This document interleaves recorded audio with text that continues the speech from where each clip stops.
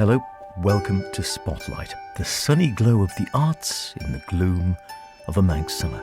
Spotlight, brought to you by the Isle of Man Arts Council. This evening, we hear how you could be helping to shape the island's artistic future. Drop in for a sneak peek at the Mannan Art exhibition in Ramsey. Hear about what Art Tank is up to this summer. And a production of Junior Frozen, sold out before it starts.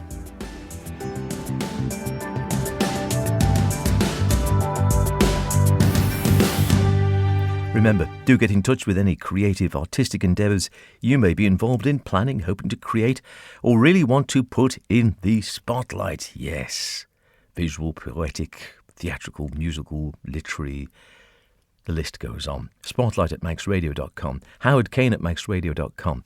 Carry a pigeon, give me a ring, drop in, have a chat. Get yourselves on air and publicise your event. Let's hear about what you're up to if it's something artistic on the island. So, have you ever wanted to get involved in helping to shape the island's artistic map? Well, there could be just the chance for you. The Isle of Man Arts Council is looking for a new member. As Arts Development Manager at the Arts Council, Jane Corkle told me. So each Arts Council member has a 4-year term, and then at the end of their 4-year term there is an option for them to stay on a bit longer if they would like to. So once they step off the Arts Council, they have to have a break away from it. Okay, so we're at the stage now where we are looking for a new member.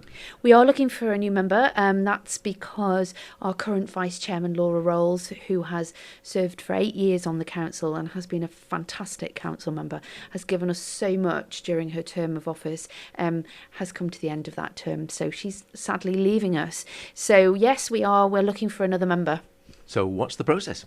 So the process is applications via the Arts Council's website, but really we're looking for people, or looking for somebody who is passionate about the arts, who's involved in the local community, and who, feels that they want to give back.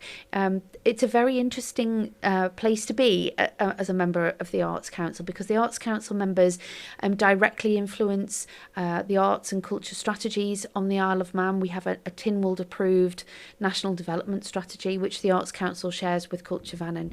And, the Arts Council members are the people that determine funding applications, but also they get involved in lots of things that are going around on the island. So it's a really interesting place to be. And the Arts Council members, with the current members, are a very diverse group. They have diverse backgrounds. We've got people from film, from music, from theatre, from visual art.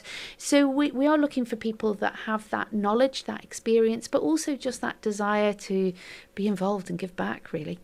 So are there any restrictions, or do you think there's any such thing as an ideal candidate to be on the Arts Council? I think there's no such thing as an ideal council member. What's a real joy when we have council meetings is that each council member brings something very different to the Arts Council party, so to speak, and their experiences and their creative lives have brought them to where they are. Some of them have maybe a business background as well, and their sort of professional life, so they bring that. Others have got a teaching background, so they bring that. We really are so open-minded about who we're looking for. It's a really open process. So you don't have to be professionally involved in the arts. Is it someone's listening thinking, you know what, I quite fancy it, but they're very keen on the arts, they follow the arts, maybe they go to lots of shows, etc. So they're passionate from that point of view, but don't work in the area. Would they be able to apply? Yeah, absolutely. We do have a mix of people on the Arts Council, some of whom are professional. They're professional artists, or they have worked professionally within the arts. But we do have other members who have a long and varied experience, particularly on the Isle of Man. Possibly a good example is within amateur theatre. Sharon Walker, for example, who is a very active and fantastic council member, is the chairman of MADFA, the Amateur Dramatic Federation. So, Sharon is not a professional actress, but she has a long, varied career, if you like, on the Isle of Man and great knowledge of everything that goes on in that arena. So no, you don't have to be professional. It doesn't have to be your profession. But we are looking for people that really understand what goes on in the Isle of Man. That's what it's all about. What about the commitment then? Because people have got busy lives. What would it involve if you are on the council? What sort of commitment do you have to make? So the roles are volunteer roles, and the council meets 8 times a year. That's a full council meeting. Those dates we give out to people at least a year in advance, and the meetings tend to last a couple of hours. And obviously there is a sort of process whereby the council members are always in touch with myself and the arts team, because we're the people that administer and operationally look after the Arts Council. So there are things that come up. Sometimes the Arts Council members are asked to attend events representing the Arts Council, particularly events and projects that have been funded by the Arts Council. Often those people will come back and say, would somebody like to come and see what we've been doing? So it's not a massive commitment, but it's a very important commitment to our community. So first up then, do the meetings get heated? Look, we're talking about a group of creative people, creative, dramatic people. You take from that what you will. I'm not saying. Actually, no, they don't. But they are always really interesting. And I think as a group of people, the Arts Council members like nothing more than a good, healthy debate about something. And that's it, when you get a group of passionate people together then. Absolutely, absolutely. But the beauty of it is that all of them are literally, no pun intended, singing off the same sort of song sheet, in that they're all there to further and better our creative lives on the Isle of Man. Okay, so those details again and the closing dates, if people are listening to this thinking, you know what, wouldn't mind giving that a whiz. So the closing date is Thursday the 3rd of August, and you can find the application form. The application form is online, so that's www.iomarts.com, and if you look for who we are, there's a little tag there which is opportunities. You can find the application form there. If you want to get in touch with us, by all means, you can find our contact details on the website. I'm always happy if somebody wants to. I'm a cheap date. I'll go anywhere for a cup of coffee. So if somebody would like to come and have a chat, happy to come and have a chat with anybody that's interested about what it means, what it takes, what it's all about. So yeah, get in touch. Please apply. You know, it's great. It is, and it's important. And you then do a 4-year term, yeah? A 4-year term, yeah. And really help to make a difference, and as you say, shape the arts on the island. Absolutely, that's what it's there for. So what are you waiting for? Get online, get your application in before Thursday the 3rd of August, and you could be involved in the future of the arts on the island. And as Jane is a cheap date by her own admission, what's not to like? Spotlight, brought to you by the Isle of Man Arts Council. Now, the Mannan Arts Group's summer exhibition gets underway with a preview night this very evening, and when they asked me if I'd like to drop up for a sneak preview, before the preview, if I see what I mean, well, how could I say no? I found the two Allisons, Riley and Turner, hard at work with able assistance from Sydney the dog, and asked them, not Sydney, of course, he just went woof, if their finishing touches were in place. Yes, we received the lovely plants from the commissioners, absolutely beautiful. We've been doing the labels, as you can see, for each picture, and sorting the catalogues. Marvellous. So a lot of work, and of course any of these exhibitions, I suppose, does take a fair amount of planning. Yes. Yeah. In a word. We start thinking about it in February when we send out invitations to the great and the good and the people who've bought. Very good. And then we work out the design of the catalogue. Then we work towards the handing in day. The handing in day is where everybody comes through the door for a 2-hour slot, and they have to hand their pictures in and pay the money. And then we put them up very quickly, and then when they've all gone, we then rearrange them in a I think, an artistic way. That's the best way to put it. And these are all members of the group? No, this year we put an email address on the poster because it's supposed to be an open exhibition, and it occurred to us, how do people get in touch with us if the address isn't on? So we put this, and about, well, I would say 6 people applied who'd never, well, I think one was an old member, former member, but the others are new people. new people, which is wonderful. Well, it's terrific to get new blood in. Absolutely, yes. And some of their pictures are extraordinary. There's Fiona Highton there, and then there's a lady down here. Okay, let's walk across. So where's the Fiona Height? And that's just, if we walk down here, oh gosh, these are lovely, yeah. So some lovely watercolours here by Fiona Heighton of some boats in the harbour. They actually are really nice indeed. 3 boats on their tethers in the harbour, done in beautiful sort of pastel blues and so hints of green. And then below that we've got, now where is that? I should know that. It's a bay of some kind. Nyarble, there we go, yeah, I thought I recognised it. It's right down to the Calf of Man there. It is, I know the view and I couldn't place it, but it is beautifully done. Really nice looking down there. So some terrific stuff. So all sorts of media again. We've got watercolours, we've got pastels, got gouache, all sorts. Yes. We've got here, this is Jean Buck, hand-blown glass, painted on silk. Oh wow, I actually have some Jean Buck on my wall at home. Well, one of her silk paintings of, I think it's of a hen. Yeah. Yeah. And this one of Jean's done, a nautical scene. Lovely actually. As you say, glass and silk. Beautiful. Yeah. Wow, really different. And the next to that, I'm quite fun. Some parrots underneath, which is rather good fun. A great one of a herring gull stood on top of a post next door, which is rather fun, with various names: Bradderhead, Greg Nice, Port Erin, the Sound, Fleshwick, all down there. That's rather fun there. A fishing boat underneath. So lots of lovely themes. And then behind us, again, more. It's actually, we're a real nature section here. We've got a lot of dogs, some Highland cattle, swans there. A fox wearing, what's this one? It's exactly what I thought it was. It's a steampunk fox. Yeah, that's right. Fantastic.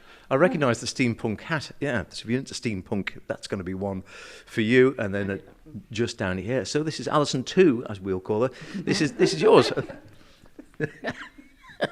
Yes, she says. It is. It is mine, yeah. Oh, go on. So it's stunning work. Absolutely brilliant. And this is... What is this watercolour? Yes, it's watercolour. It's taken from a postcard that my late aunt had in her room, and I just copied it. And she wanted a picture of it, so I drew it for her. But she's no longer with us, so that's in memory of her. So it's not for sale because it's mine. Yeah, my quite picture. right. Yeah. It's stunning. And do you actually like doing sort of, because of this whole wall here really is all sort of nature and animals and such like? Is that one? I've done an animal before. That was the first Get away, time. really? Yeah, so that's the first time. Wow. It is fabulous. It's amazing. And watercolour, I'm always told, not being an artist, is not one of the easiest mediums to work in. I think with this club, though, you can have a go at everything. So there's no sort of, I can't do anything. You can just have a go, and everybody will come and give you, a bit of guidance, won't they? Absolutely, And a bit of help, or critique you. Ah, well, yes. Yeah, we have two people who critique. We always get that. Have you got a favourite medium to work in? No, I haven't. I haven't been doing it long enough to know what I actually like to do and what I don't. So I do acrylic as well. So. Wow. Well, it's terrific work looking at that. Yeah. We've been talking there, come round the corner, so we've got more sort of landscapes and townscapes, some lovely acrylics just in front of us here. So a lovely one there of Nets and Floats. That's a rather nice one. Calf of Man, just done an acrylic there, one by Mrs. Hitchin. And then do you see gouache down here as well? There's a gouache one. Oh, here you go. Just one in front of us here. Walking to the City. Yeah, so not on the Isle of Man. I assume it's London, is it? It's a city paste and looks, it's sort of vaguely Lowry-esque, I guess, going down there, which is rather nice with the clouds and the buildings and the sort of the people wandering in what looks like a fairly miserable day, it has to be said, because they've got their brollies up. So, it could be anywhere. Could be Manchester, maybe, I don't know, somewhere where it's raining. So a whole host of stuff. So you said a long time in the planning. You've been, how long to actually get it all set out? A day or two, or is it? We started on Saturday, 9 o'clock. Morning. We got the A-frames from our lock-up garage, put them up. What did we do? I did. Basically, Had a coffee? No. Yeah, we had a coffee and cake. Provided by the WI. Yeah. Wonderful. And then all the pictures start and coming. then the pictures just sort of come in at 12:30, and then we are busy from 12:30 to, well, I was here at 5:30. I left at 5:30, and yes, good pictures, very good pictures, because we have to number them sequentially. So we have, once they're hung in their final position, then we number them all, and then start doing spreadsheets for the catalogue. Yeah. Terrific. And as we said or hinted at there, a lot of the pictures are for sale, but not all, of course, because you're not obliged to sell them if you put them in the exhibition. The rules are that the people who are non-members have to put their pictures up for sale, and the people who are members can put in 4 main pictures, 2 miniatures, and only one of them is not for sale. So if you don't want to sell one of your pictures, you put them in at a very high price. That's the way to do it. It is. I wonder why that one was 1.5 million. I thought it was good, but, I thought they were quite optimistic with that pricing. Thanks very much for talking to us, and it's been lovely to see you. Thank you very much. Get yourself up there and enjoy. A reminder, the exhibition opens to the public tomorrow from 10 a.m. and runs through until 5th of August, 10 to 6:30 each day, except Sunday the 30th, when it's 2 to 6, and the last day, Saturday the 5th, when it's 10 to 2:30. Lots of chances, great art. Get yourself there. Speaking of art, a great way for young folk to get started in their artistic journey is to go along to a summer art tank session at KA in Douglas. Anna Clucas, who runs Art Tank at Kensington Arts, told me it's open to all regardless of ability. It's great fun and it's good for you. It's definitely a good thing for mental health to do. I do think that, with all of the gadgets and everything else now, everyone needs to sort of maybe focus a little bit more on making and painting and drawing. And we're hearing from Kai, who's doing the photography, in that it's ideal for anyone to come along, and equipment are provided. Same in the art tank. So, people thinking they feel they've got a creative bent but have never really tried something like this before. Definitely, yeah. Like I says, we start from basics. I've worked with so many people from different levels, and it is. I would go right back down to the beginning. For anyone who's advanced, they could work. I could start more challenging bits and pieces for them. It's all, again, it's just technique really, and I teach the technique, and then the creativity really comes from them. Art Tank Week, which is the Art Tank Summer of Art, which is from the 14th of August to the 18th of August, which is the biggie. Well, I was just having a look there, and it's got such things as fantastic fish sculptures, mixed media fairy tales, Arctic animals, canvas painting, land art crafts, a whole host. Yeah, it's just a crazy week, really. I mean, anyone who knows Art Tank, when they come into the holiday workshops, they know that they're going to get something a bit nuts in there. We go from slime days to paint days to sculpture days. There's paper mache in there. You've got, it's something for everybody. It really is. It's just a full-on wacky, crazy week, messy. And do you get a lot of the same kids going to both? I do get quite a lot from the regular Art Tank come to both, but I've got a lot of kids that don't come to the regular Art Tank, tend to come back to the holiday workshops, and that don't come to the regular because they've got other clubs going on. It's just there's so much out there for kids nowadays, isn't there? So we've got to try and fit into their schedules. Yeah. And is it nice to see kids getting, because again, particularly when we're in such a digital age, you think kids never actually get off their laptops or their PCs or their iPhones. Is it great to see them actually quite literally getting their hands dirty and getting stuck in? Oh, they love it. They absolutely love it. You want to see, honestly, their faces when we did slime. It was just, the parents were horrified, but that's why we do it here. Yeah, better than in your living room. Yeah, most certainly. But then they get to take it home. So the second weekend is, let me see now, is that 14th to the 18th? Yeah, that's the 14th to the 18th. So those are full days. So it starts at 10 o'clock, finishes at 4, and then they can bring their packed lunch. So don't hang around. Art Tank Week, 14th to the 18th of August. Fun is guaranteed. Wear your old clothes, and who knows where it may lead. More details online, kensingtonarts.im. Finally, Frozen. Yeah, not just the Manx Summer, or to be more precise, Frozen Junior. It takes to the stage at KA shortly. Director David Dawson says it's been an amazing show with which to be involved, with some fantastic young performers. It is our first junior production at Kensington Arts, so it's really nice to start doing bigger shows here as well, rather than the other smaller kind of clubs we have on, such as the Connections and the Art Hub and things like that. So tell us a little bit about the show itself. It's the classic story. I'm sure many people remember the famous "Let It Go." I think it was played too often by so many people on everything with the children. It was a famous song, and it's one of the most popular stories from Disney in recent times. And there has been a sequel, but as with the junior shows, they slightly condense the story, so it's an hour long, but it's all the famous songs, like "Let It Go," and they also sometimes add a few extra songs in there. So it's very fast paced. There's a lot going on. That the children work really hard. They're never really off stage. It's from one dance routine to the next and a great show. A lot of fun, and as I say, one that everybody really should know or does know. So we kind of are ahead with the story a little bit there. It's good. So all the cast members are drawn from the kids who come along to KA Theatre here?